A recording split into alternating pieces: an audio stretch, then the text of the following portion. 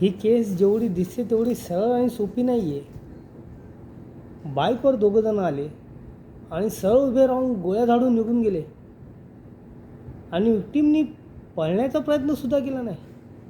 How is possible?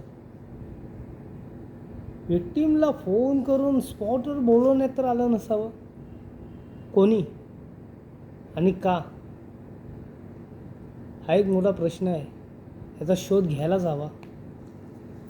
पण गोळ्या झाडणारा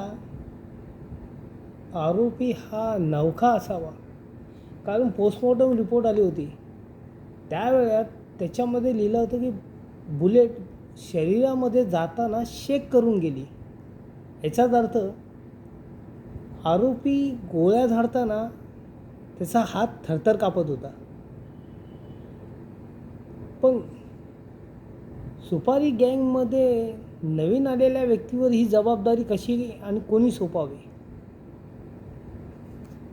मला तर वाटते हे पोलिसांना कन्फ्यूज करण्यासाठी तर केलं नसावं बहुतेक. राणे, तुम्ही एक काम करा. विक्टीमला फोन कोणी केला होता व त्याला कोणी स्पॉटवर बोलवलं होतं की त्याच्याबरोबर कोण मित्र, त्याचे नातेवाईक किंवा कार्यकर्ते कोण घेऊन आलं होतं का सोबत, हे जरा तपासून बघा.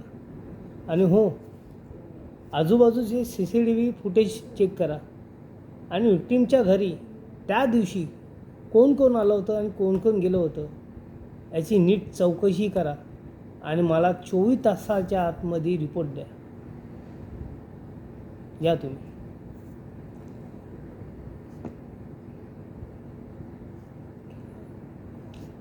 झालं ते?